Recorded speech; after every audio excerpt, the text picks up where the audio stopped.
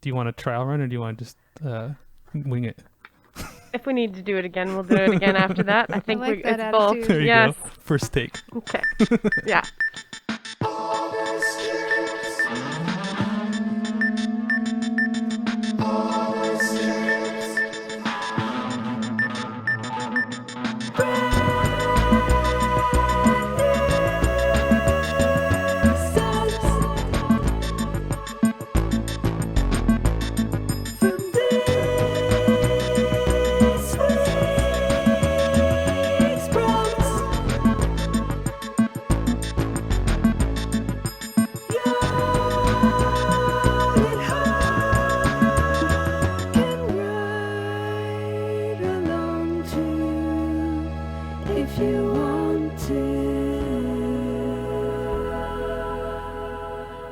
Welcome to Honest Jams, the songwriting podcast where two friends leave nothing out in their discussions about the new song that they write each week based on a prompt.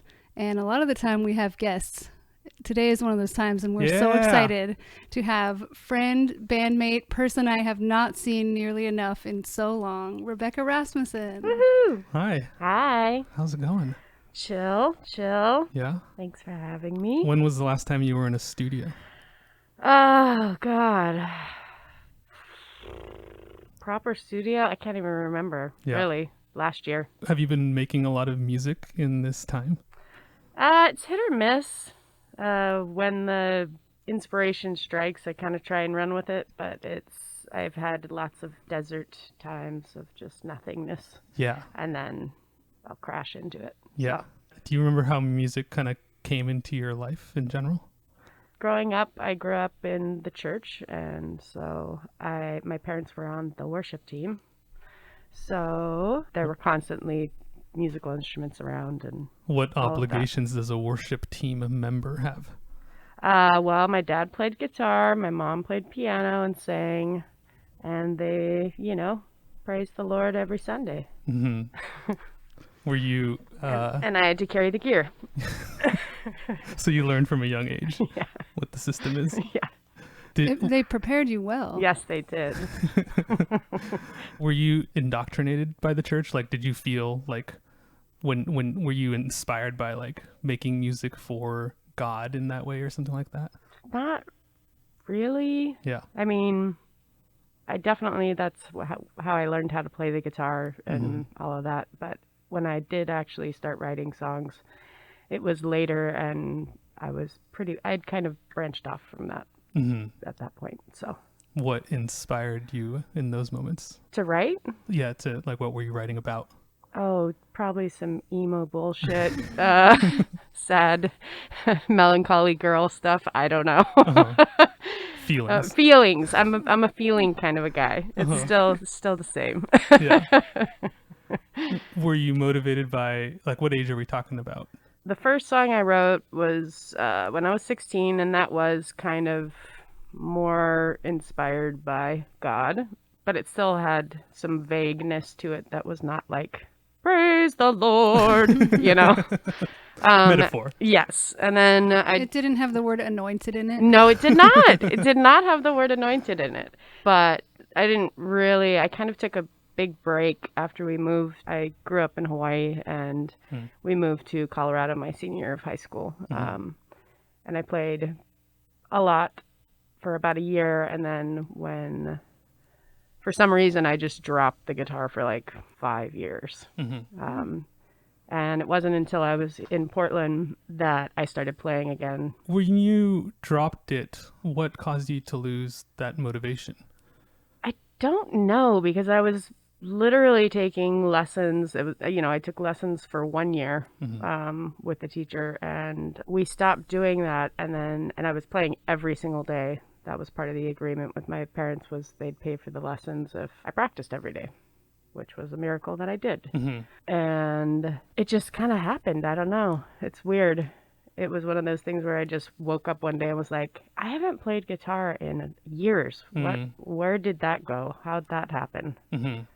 So I have no idea. And then when you found it again, that moment where you were inspired to go back to it, what do you know what inspired you? Well, I was working very close to Trade Up, Mm-hmm. and I think literally just seeing it and the music shop just inspired me. And, I met some people that worked there, and I don't know, one thing led to another, and I was inspired to play again. Yeah. How much did that play an influence? Like the people that were around you were playing music. Did that? Oh, kind of, definitely. Were you Yeah. like, I want to perform? Is that kind of what your mindset was? No, Yeah. I was kind of just wanting to just have it back in my life again, and performing wasn't really a huge motivating factor. Mm-hmm. But eventually I got together with my now ex-partner, but he is an incredible musician, and we started playing together and performing, and he's like studio musician, like that level, and sideman touring and all that kind of stuff. So Yeah. Truth Window, we listened to a do-over album earlier. Oh, you When we did? were chopping Oh, vegetables. God. We sure did. Because Yeah, I'd never heard it, so I wanted to get an idea of what it was like. Interesting. Yeah. yeah, It's great, he's wonderful. more used to hearing you in the more Yeah. art rock Right. bands Yeah. of recent. Yeah. Oh, we'll folk your Wet brains fruit. out. Well, that's what I was like, because that's how it came up. I was like, I wonder what Rebecca's gonna do for this. Like I Right. have a certain idea just from seeing you live, what you do in that context. But I was like, I've never heard you do a solo thing. Right. So I was like, I don't know what timbre you're gonna bring to Right. this experience at all, really. Which even in do-over, my solo stuff is when I play by myself, it's pretty different than bringing even anybody else into the mix in any way. Right. Yeah. I think that's true for everybody. Yeah. It's like once there's some alchemical thing that happens when you mix Totally. somebody else in the thing where like you become different in the context of them, just like any other. Yep. Unless you're relationship. like the band leading tyrant. Right. True. Yes. You just want everything Yeah. to be exact. Lee, Do you- how do you- you want nobody it. needs a bands anymore. Do you Me. have experience as a band leading tyrant? I wonder if I've been the band leading tyrant. No, I have things how I want them. Yeah. And people don't even need bands now because you just record everything at home. Yeah. Right. Temporarily. Bands will be back. Plus outside music. You Yeah. can play outside. Yeah. We'll get back to it eventually. Yeah. But for now, It's right now starting. is a good. You said you just played a show. I did Yeah. 2 nights ago How was the experience with It Wet wa- Fruit? with Wet Fruit. It was strange, but really felt incredible to be back on stage, and that thing that happens when you play live. Yeah. It's you can practice together all you want, but having that added chemistry, back to the people chemistry, Yeah. and the spontaneity and the like finality of what the moment is just you can't really describe it. There's nothing That like feeling, it. yeah. We were behind a wall of windows Yeah. that looked out onto the patio, and they had the sound pumped through the PA out there. Yeah. We couldn't hear anything that was going on out there, but they could hear us. Yeah. And we did wear our masks, which was also challenging to just sing through them Yeah. and have it sound decent. And simultaneously, I can be kind of a shy guy sometimes, and it kind of helped to hide behind the mask. Yeah. The mask. And also forcing me to project, Yeah. which is not always my strongest suit. But bright spots. yeah, exactly. The silver lining. What about recording? Have you always along the way kind of recorded yourself playing songs, or? Yes, I have actually. I have been self-recording since my 20s, early 20s, Mhm. mid 20s, I guess. On computers or? I started with a 4-track, Yeah, which is still one of my remaining loves of recording. it's fun. I know. Classic. I want one again. I don't have one, but I just saw an article that the price of 4-tracks have skyrocketed. Yeah. increased so Oh, much. yeah. They're so Everybody in wants fashion them. right now. It's Yeah. interesting. Cassettes Yeah. and 4-tracks, analog. So yeah, I started with a 4-track, then went to Pro Tools Reason 6 for a little minute, and then have landed with Logic. So Yeah. I have Logic now. Do you use it as a writing tool a lot, or is it more just kind of like to capture demo versions of things, or? Since I haven't really performed solo much at Mhm. all, it's just kind of to experiment and write and Yeah. I don't know. I'm always constantly, because the stuff that I do on my own is pretty spontaneous and experimental, I have a tendency to be like, well, I can't ever recreate that, so I guess this is the demo / Yeah. final version. I mean, sometimes There's so much magic sometimes, that can but yeah, happen. I don't know. Yeah. A lot of my writing has a tendency to be the moment it captures. Yeah. So Yeah, that's an ongoing discussion. Yeah. Totally. yeah, On the show about Right. whether the demo has something in particular right. that's more magical. And since we've been doing this podcast for so long now and recording so many songs, I tend to trust that scratch take more often than I would. Yep. You know, and it's also probably that I'm the one pushing buttons instead of being recorded Right. somewhere else. So it's like, okay, cue it all up and I'll do another 2 takes. It's like, no, I have to go reset the mic and I have to go. Right. So it's partly laziness, but there is, I mean, since it's digital space is cheap, it's worth it. It's absolutely worth Right. it to throw that, phone voice memo Absolutely. recording thing on at any point, Yeah. Yeah. because you might lose something. Yeah, there's a feel there. Yeah. Yeah. Well, and also, the moment you have someone else that's pushing the buttons, there's somebody else in the room, and that inherently changes the performance of Especially if you're doing too. writing it in the moment. Yeah. Yeah.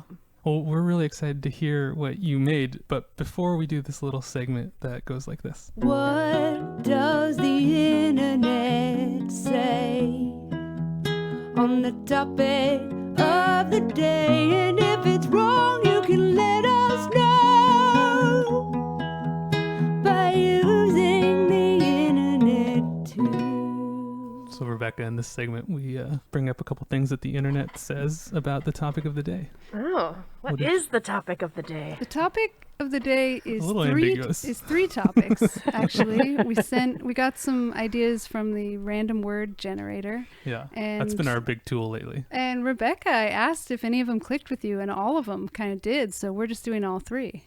Sweet. For today's show, we're doing notebook, omission, and hemisphere, Uh-huh.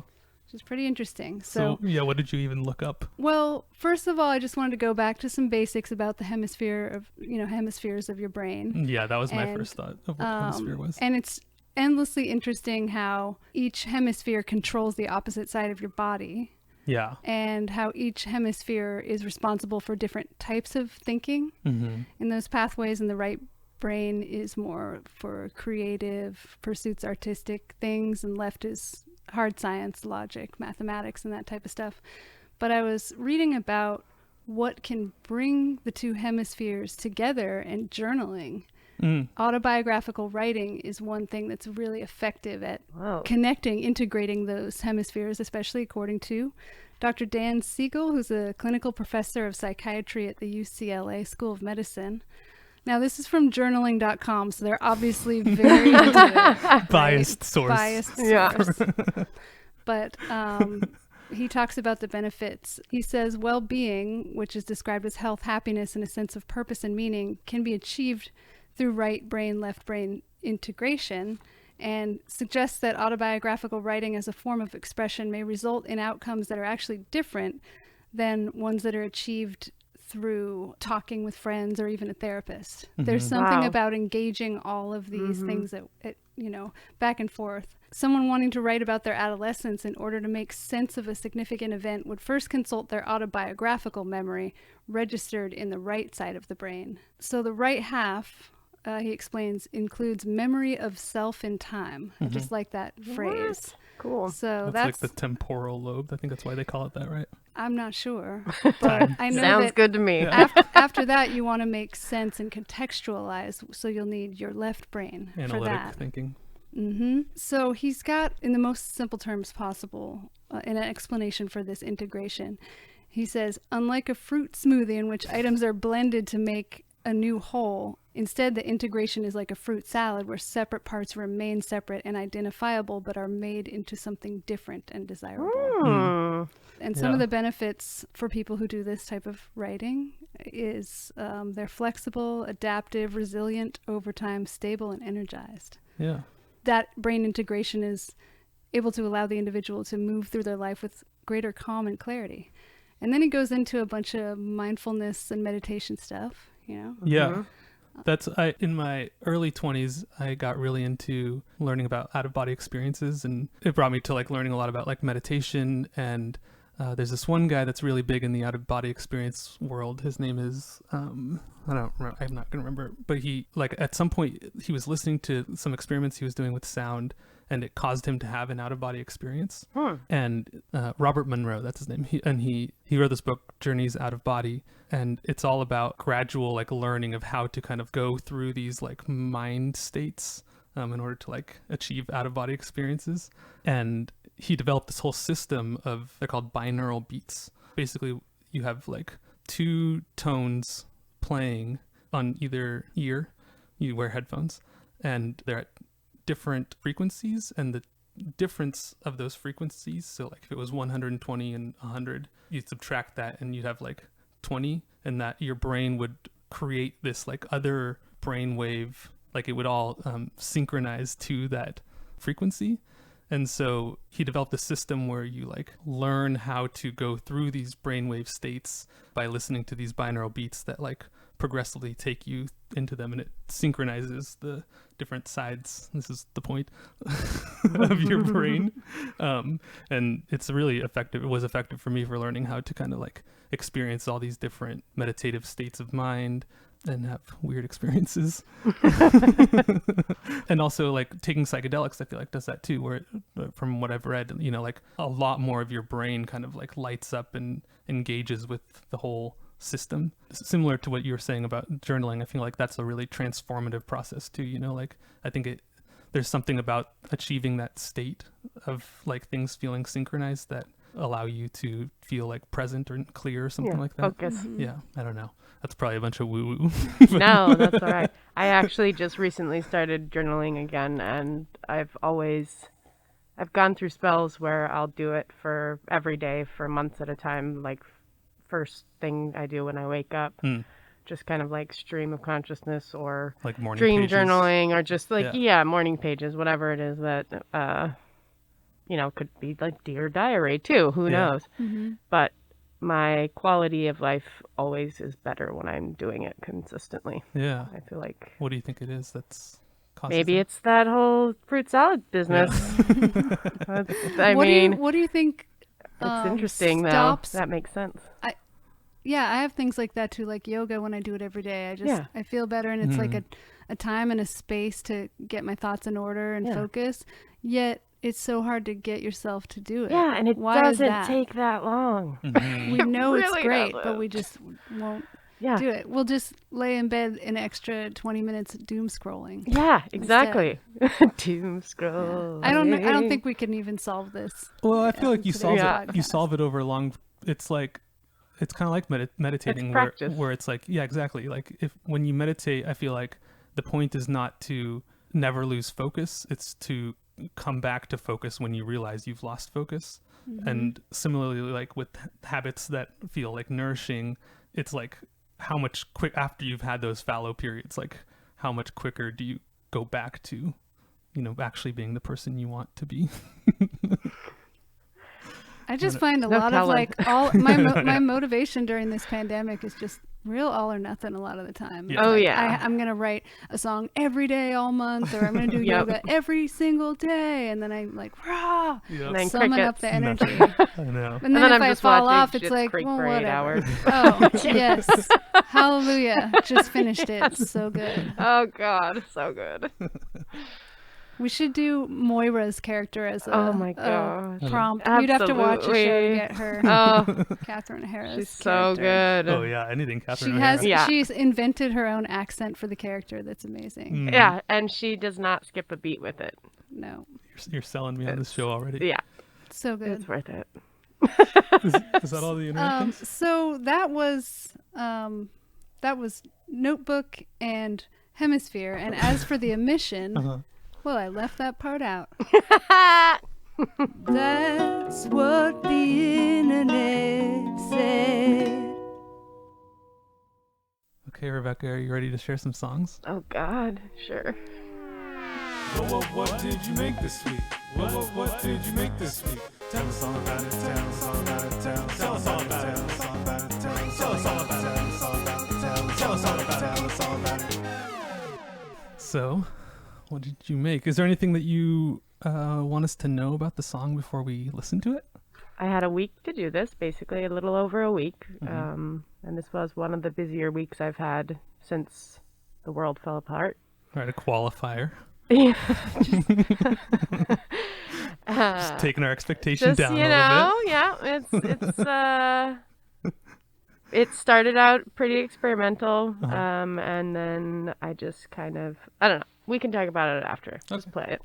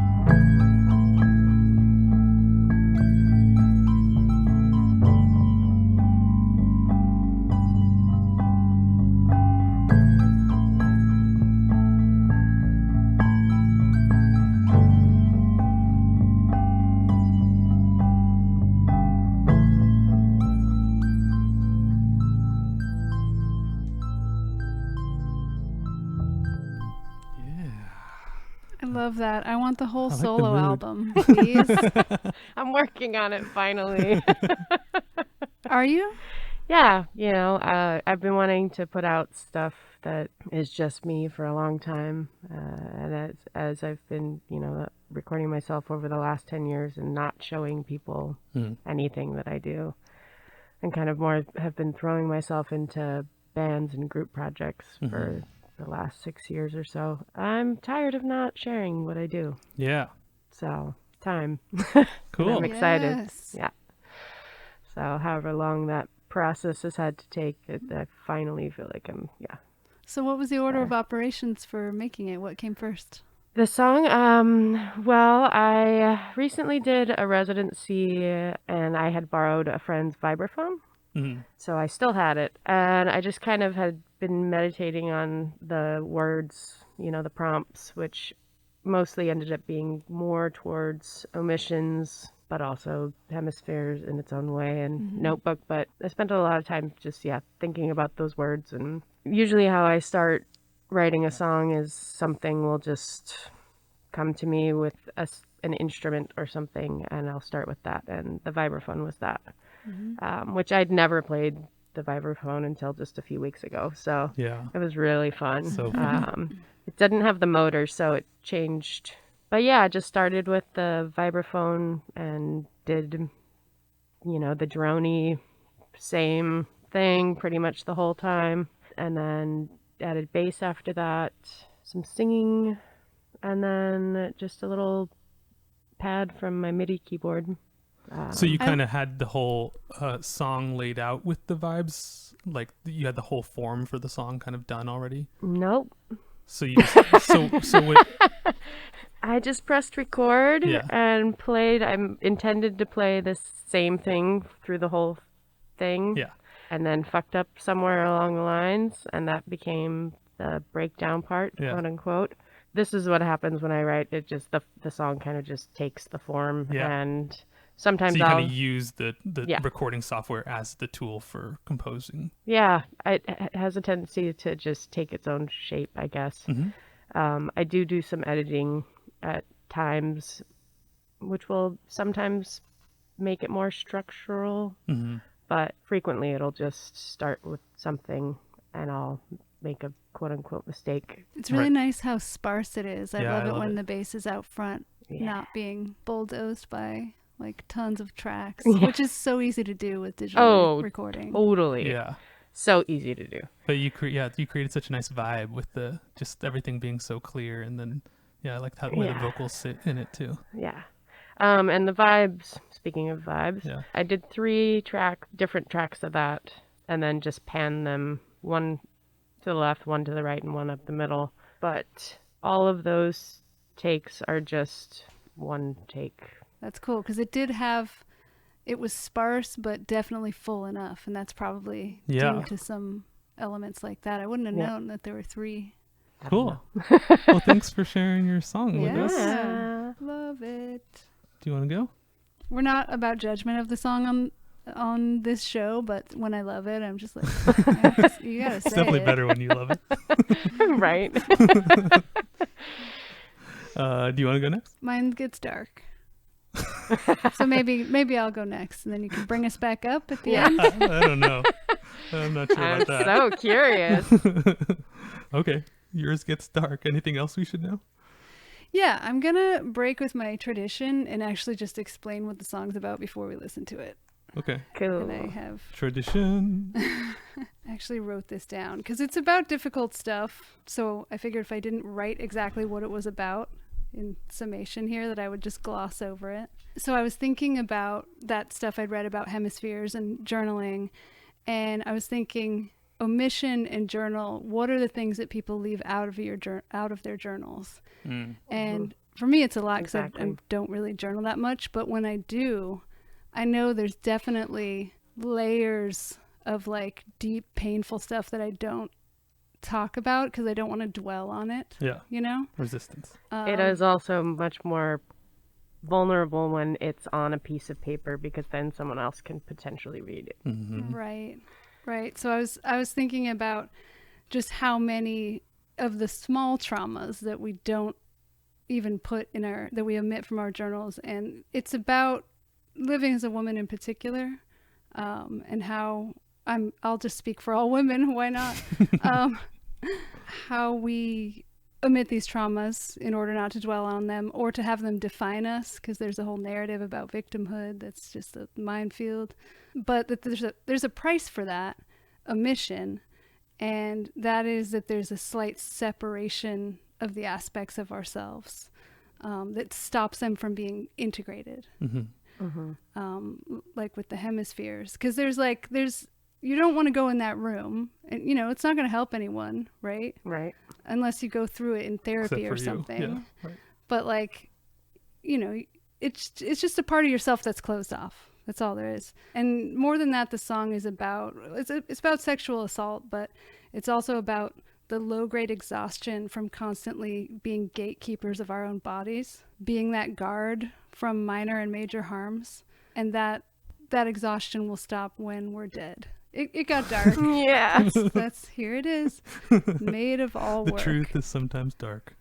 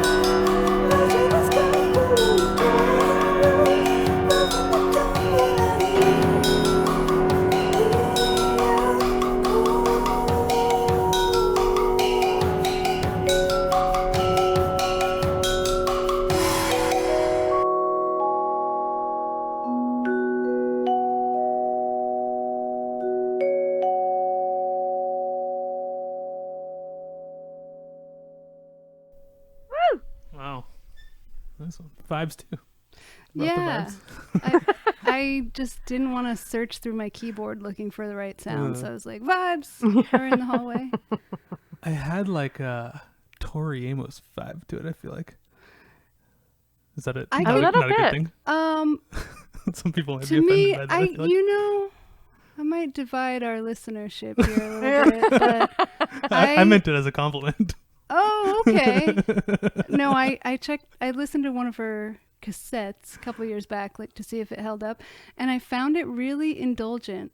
I found it like I could see that. self-indulgent. Yeah. Right. For the listener, it didn't Connect. it didn't guide me through the songs. It was like, okay, it's pure emoting, it seemed like at certain moments, but I bet that's amazing live and if you're really into it. So, Right. it's something that I liked as a teenager and I didn't feel like held up when I listened to it later, but Yeah, I went through a phase. but it was probably an influence on me musically, and that those high melodies, I could hear how that with the piano. The piano-y thing, and also the kind of like percussive thing. I feel like there's maybe a little bit of that. Sure. Sometimes she does more kind of like alternative. We all had percussion. Under the Pink in high school, right? I had some Kate Bush vibes. Yeah, there you go. I The can't, hipper compliment. I can't, I I can't claim that one because Tori I'm Amos. I'm like, not so familiar. but yeah, No, I mean like this high singing with yeah. big neutral piano chords that don't have a lot of colorful. I didn't mean to Yeah. cause a controversy here. And the No, extra no, I get it. percussive, yeah, Yeah. And Right. The content, also the subject matter. yeah. yeah. Yeah. Sure. It's my most Tori Amos-like song to Just date stop, in Ayel, the just stop. podcast. I really identified with the omissions part thing too, that you were talking about the notebook omissions, because that was something that was heavily a part of my thought process too. Mm-hmm. It's just what are the things that we don't put in our notebooks?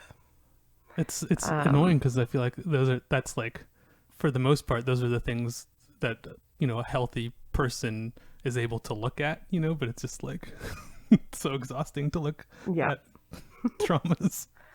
Well, and it could even not be trauma.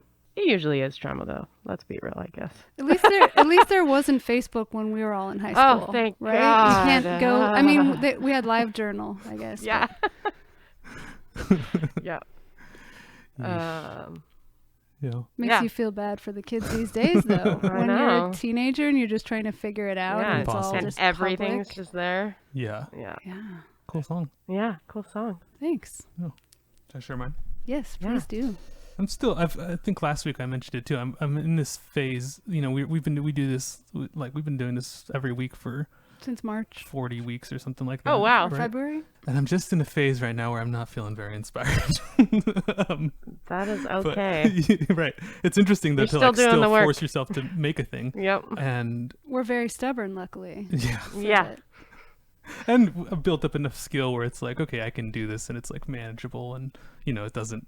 Yeah. I'm not embarrassed by myself, but I don't know. It's also like, There's time. why should I? Yeah. I mean, I feel the need to say this out loud, but at the same time, I could also just like let you guys hear it and judge for yourself, and maybe you'll like it more than I do. Possibility. Here, I'm just gonna play it. Okay.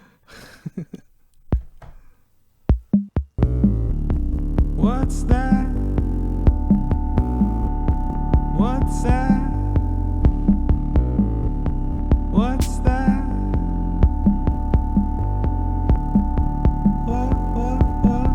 What's that you're writing on down in your notebook, down in your notes? Maybe think about what's that you're writing on down in your note?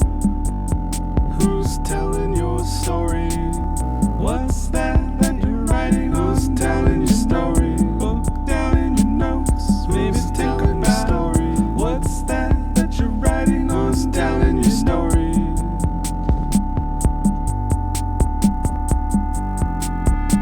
In every hemisphere, synchronize the signal. You are the consequence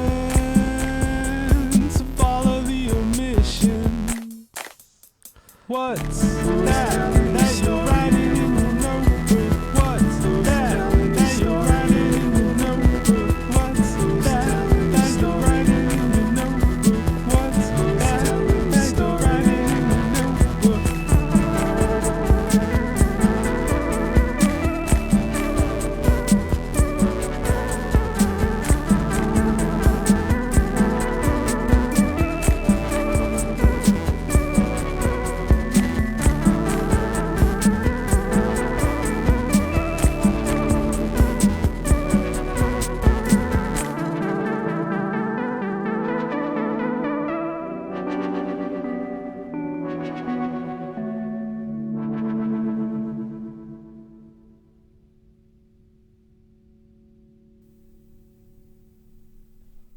I like it. Thanks. I like it too. That one would be cool to hear people do it live with all those different vocals at the same time. If it yeah. was different qualities of voices all doing Totally, it, yeah. would be cool. Heck yeah. I was thinking a little bit about, I feel like I've used the metaphor of kind of like the things that you're writing down, or like the way that you're like telling the story of your life. I've used that metaphor like a fair amount in lyric writing, and I think I learned it maybe from I was really into Kurt Vonnegut when I was a kid, and he like, will use the same characters from other books, or the same like very similar stories sometimes happen, but with just kind of like a little different framework. And I think I took a lot away from that, where it's like you don't have to kind of like reinvent every aspect of the song, every time. I mean, we don't do that with like chords, like we're willing to use the same kind of like progressions over and over again and stuff like that. But with lyrics, it's like sometimes for me it's really tempting to be like, everything that I write has to be this like completely new and original idea that like nobody's ever done. Absolutely. It's the worst. You It's always feel like you have to like say something. It's the easiest way to choke yourself out. Right. And it's like sometimes, you got to say like, baby. Yeah. That one I kind of refuse to use. I know. But we all have our own baby. It's true. It's true. Exactly. Ugh. What's Like- your baby? I don't know. What's ours, Rebecca? In I know. bitchin', it would just be Bitchin'. like yelling. Yeah, pretty much. It's always acceptable though. Yeah. That's just like your voice is an instrument. Right. Yes. Yeah. Cool. We well, did that was fun having 3 different prompts. Yeah. It really like, but it led all of us to something about notebook and omission. It seems like. Yep. What are you including and not including when Yeah. you're Totally. Yeah. So I have a question for you guys. As far as lyrics go, how do you get inspired? Do you, or like maybe specifically for this one, how did you go about getting inspiration? I guess you were doing internet stuff. Yeah, I already had some ideas just from the internet research, but I also was inspired. So the song was called Maid of All Work, and I was looking for another word for Jack of all trades, and I came across Maid of All Work, Yep. which I hadn't seen before. Yeah. And then it just made me think about how like wearying it is to be a woman and like just constantly be on this guard, Yeah. and just thinking of that just led me to the lyrics about the whole thing. Yeah. Yeah. Mine was a little less thought out, I think. I think in general I think that our lyrical styles are that way, where you tend to really like have an idea of what you're writing about and kind of really constructing around that. And I feel like I will often construct lyrics more just like by feel, like how they Right. sound or something like that.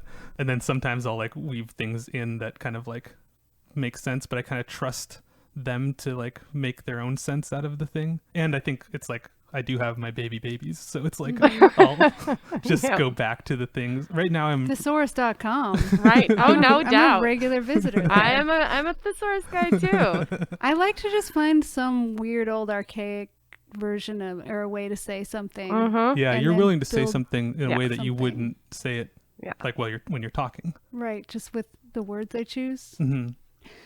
I tend to write the melody first, and then it's Yeah. just like plugging in the lyrics like a puzzle. Right. So I need to find a lot of different words to really fit, you know. And Yes. sometimes I'll even have like a vowel sound I know I want there. Right. So maybe, one of these times I will share my singing a melody, but not really any words, but you're accidentally singing Yeah. a few words here and there. Yeah.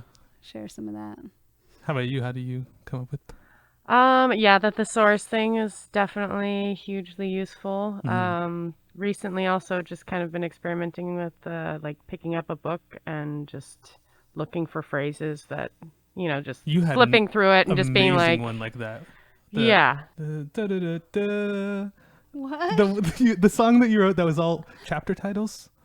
Oh, The Poet Explains. yeah. How- The how poet to- explains how it is he comes to sing of love instead of battle. Yeah. He's like, I just So found, good. I was like, I need some lyrics like the songs do. And I just found chapter names of this, of like an Ovid love poem. Epic Amazing. Yeah. Love poem. And I just went through and I found a bunch of translations of the chapter names, and they were all so funny and just sounded Right. so Epic. disjointed and interesting in English that I just literally like sang all of those in a row. Amazing. Yeah. So good. In the past, I know, I've heard of people doing that with books and stuff, and I've always been like, oh, well, that just sounds like a cheater thing to do. And now I'm like, oh, hell no. yeah. Pick up a book. We had a similar Find thing. a phrase. I mean, some of the songs Inspiration. in Bitchin' that Rebecca and I are in, I don't know if I explained that, but some of those songs were written by all of us. Like, we would make a demo of musically what the song, what the Structure, vibe was etc. like, Yep. and then put it on, and we would all just sit there and write phrases and things, and we cut up the paper and Yep. just mashed them all together, Yeah. and then we would just make like a collage out of them and Yeah. then write harmonies. Yep. So that was fun. Yep. Yeah. Very useful. Well, I we don't did know. it. Good songs, guys. Yeah. Thank you so Thanks much for for being being on. on. the Absolutely. podcast. Is there Thanks for having anything me. that you want the world to know about that you're doing out there? Well, I did finally figure out what my solo moniker is going to be. Ooh, Ooh. I know. That was actually one of the biggest pieces of the puzzle of me sharing. nice. And it is Rexa. Rexa. Great. Mhm. Nice. What Wow. is there somewhere people can like follow on the internet to be aware of that? I started an Instagram page that was separate from that, thinking that it would help me compartmentalize my creative life from my regular life. Mm-hmm. And lo and behold, I just figured out that that's just giving me more work. So I'm just going to change my name on my current existing Instagram. But yes, Uh-huh. I have Instagram. And then I also have a Bandcamp, but I have nothing on it yet. So, Cool. but Stay it tuned, then. is reserved. Yes. You're planning on putting stuff out. Yes. Awesome. And Yep. people should definitely check So- out that bitchin' record that y'all put out. Oh, yeah. I love that record. Yeah. So fun. So good. I just put out a record if anybody wants to check that out. Sweet. And I think that's about it, right? Yeah. Anything Victor, else do you we have need to any talk about? records coming out? Victor is, you should. Victor got has a new secret band that I'm in, What? and we've been practicing the last like 4 Who weeks. else is in this said band? A guy named Patrick who plays baritone saxophone Oh my goodness. Baritone Getting sax, sexy. melodica, and and percussion. Oh my percussion tree. gosh, you guys are hilarious. I love it. We Yes. we practice in public parks and Amazing. ruin people's brunches. Fuck yeah. Well, that's good to hear. I look forward to finding you in a park someday. Well, this was a joy to have you here. Yeah. Thank you so much. Likewise. And there's only one thing left to say. we We could can bang on pots and pans. And still kick out some honest jams. Honest Jams podcast is written, recorded, and produced by Eyal Alvis and A. Walker Spring, and edited by me. Reach us at honestjamspodcast@gmail.com. Special thanks to Victor Nash for mixing our theme. Special thanks to Oogie. And thank you for listening. We can't wait to hear what you make.